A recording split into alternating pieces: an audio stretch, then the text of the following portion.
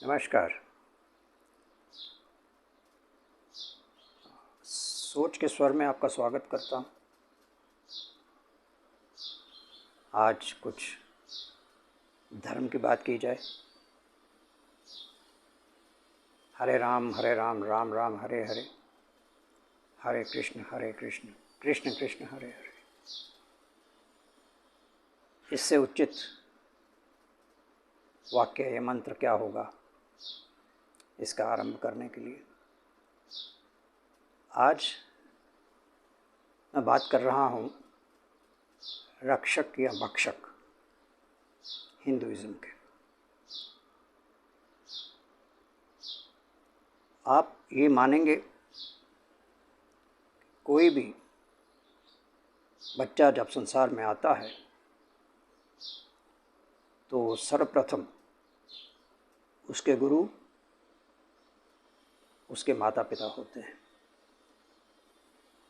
सबसे पहला संस्कार, सबसे पहले शब्द, खान पान, ये सब वो घर से ही सीखता है। ऐसे ही अगर हम इस बात पर विचार करें कि अगर पिता अपने पुत्र या पुत्री को प्रातःकाल बीड़ी, सिगरेट, गुटखा, तंबाकू, इन सब वस्तुओं को पास की किराना की दुकान से या बाज़ार से लाने के लिए कहे तो बच्चे क्या सीखेंगे?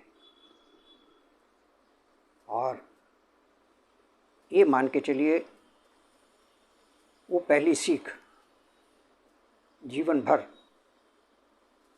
भर इंसान के साथ रहती है, वो उसकी नींव डालती है। ऐसे ही राष्ट्र का निर्माता कौन? नेता, राजनेता। तो जब हम स्वतंत्र हुए, एक निगाह में देखें, एक नज़र से देखें तो हम बेड़ियों से मुक्त हुए थे, डरे सहमे थे, और हमारा मार्गदर्शन किसने करना था? वो थे हमारे राजनेता। और मैं ये कहूँगा कि स्वतंत्र भारत को जो राजनेता मिले, जिनके पगों पर चल के हमने अपना जीना आगे सीखा, वो मैं सभी की बात नहीं कहता, मुख्यतः जो नेतृत्व कर रहे थे, पंडित के नाम से जाने जाते थे। वो पंडित शब्द उनके पास कहाँ से आया ये नहीं जानते, लेकिन पोथी पढ़ी पढ़ी जगमुआ, पंडित भया ना कोई, वो वैसे ही पंडित थे।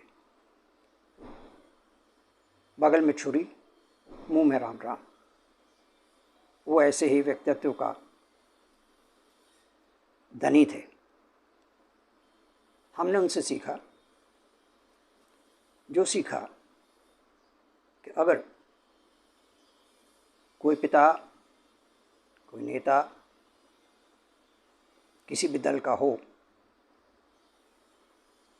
वो अपनी कमाई अधिकतम दूसरों के बालकों, बच्चों पर व्यय करता हो, उनमें बांटता हो, और अपने घर के बच्चों को भूखा रखता हो और उनकी ज़रूरतें ना पूरी करता हो, उन्हें पीछे रखता हो, तो बच्चे चोरी, छीना झपटी, ये सब सीख जाते हैं। मैं ये मानता हूँ भ्रष्टाचार केवल धन का भ्रष्टाचार नहीं होता, भावनाओं को गलत ढंग से इस्तेमाल करना भी एक भ्रष्टाचार है। किसी को प्रताड़ित करते रहना भी एक भ्रष्टाचार है। किसी को उसका हक न देना भी एक भ्रष्टाचार है।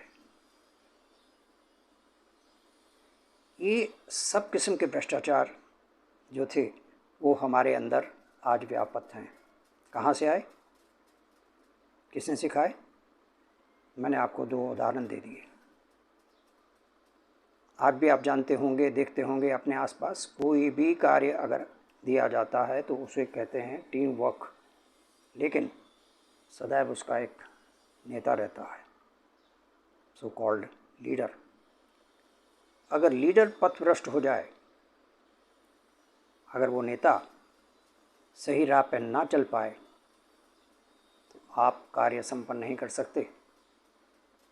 हमारे सामने कितने उदाहरण हैं, कितने प्रयत्न हमने किए पिछले वर्षों में, कहाँ चांद पे पहुँचने के लिए, विफल होते रहे। क्यों? अब इसके आगे मुझे कहने की आवश्यकता नहीं है। इसके साथ जुड़े हुए बहुत से हमारे धर्म के नेता हैं जो आज भी हैं, विद्यमान हैं।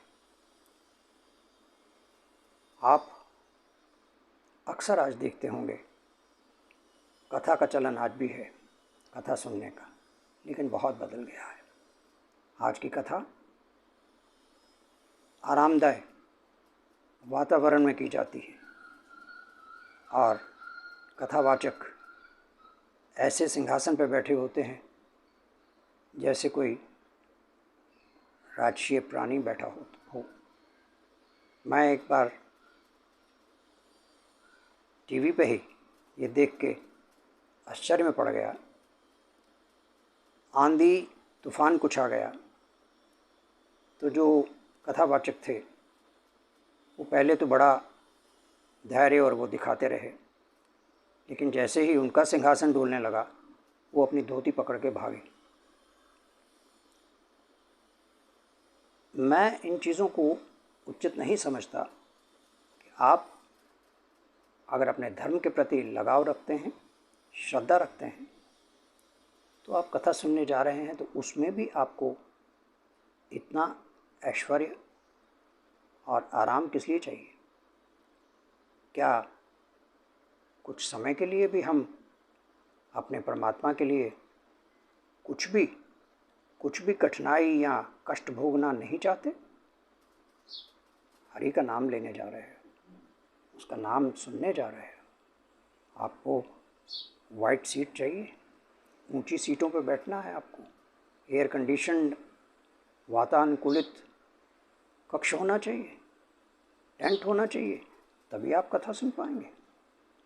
मैं ये सब आडंबर समझता हूँ। इसमें खर्च किया हुआ धन